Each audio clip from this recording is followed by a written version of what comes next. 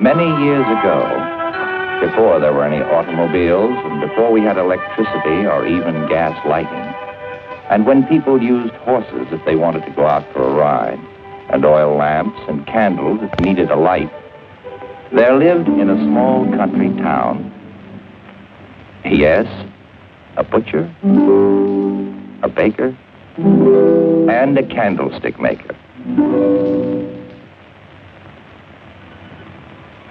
With just over a week to go before Christmas, the townspeople were busy indeed. And none more so than the candlemaker and his young son, Tom.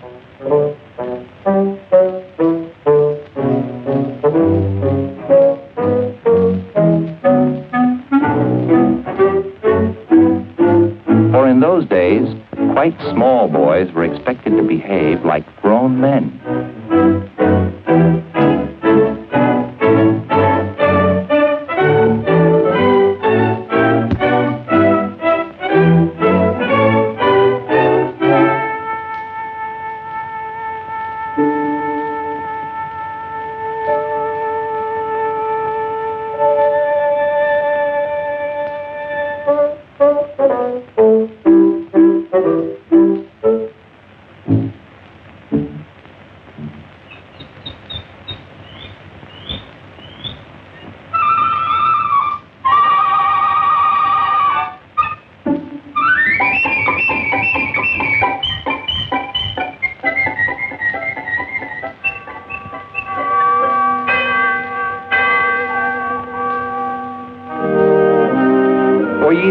Every Saturday at 4 o'clock, the candlemaker had been making the journey from his shop to the church across the square.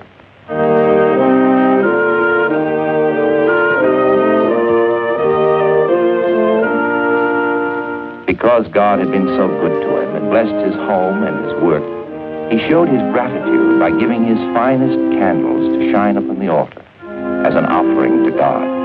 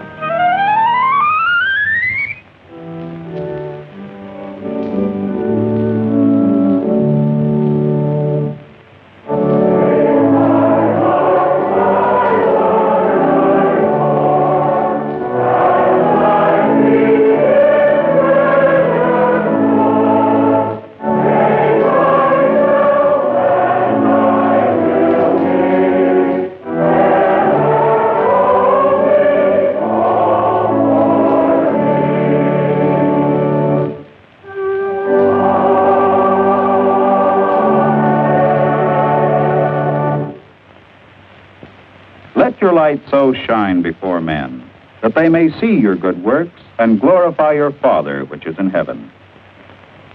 Whenever I read these words of Jesus, I think of one of our own people, our friend the Candlemaker.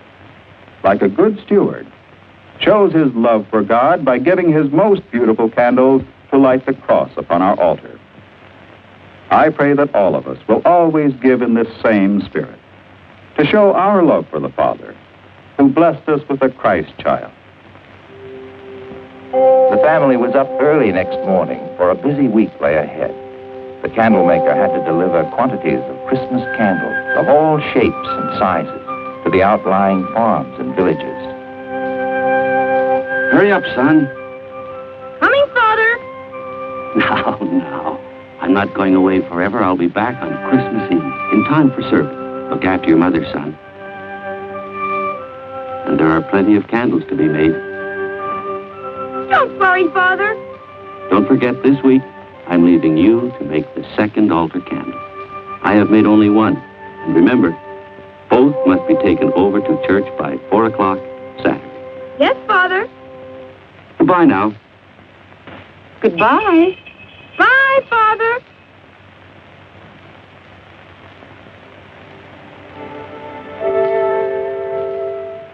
With his father away and his mother extra busy getting ready for Christmas, young Tom was in charge of the workshop,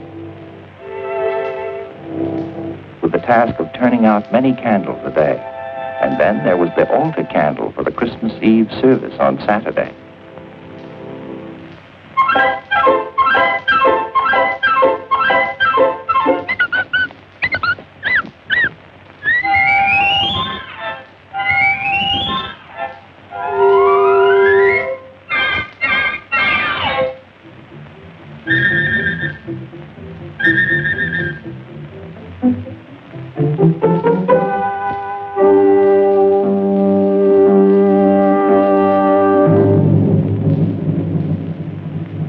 On that Christmas Eve long ago, the church was made beautiful by the loving work of loving hands, just as churches are today.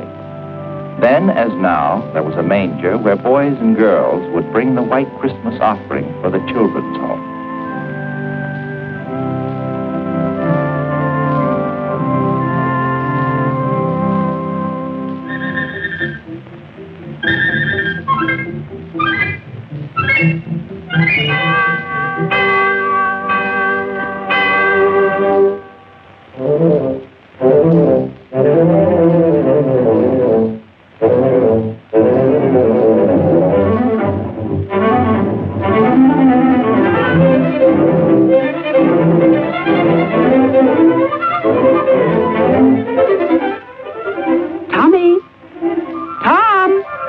Get washed up for supper. Your father will be home soon.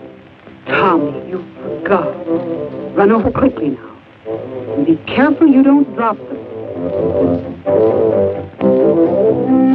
I'm sorry I was late for the candles, Pastor.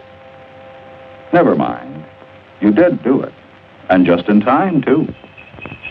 Look who's coming.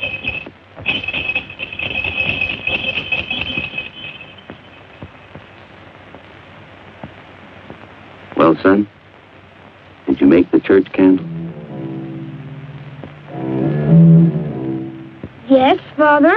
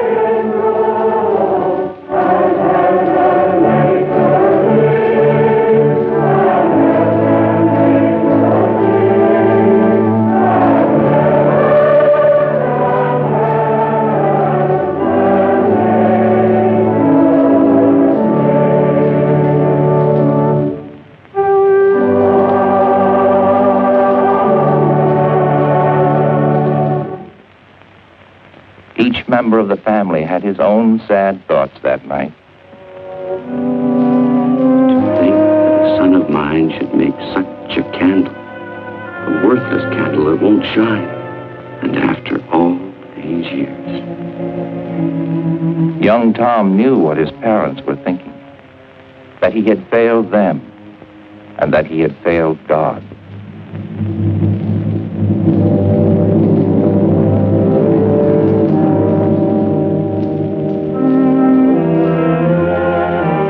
Oh, Squeaky, I'm in such trouble. I have to make the candle all over.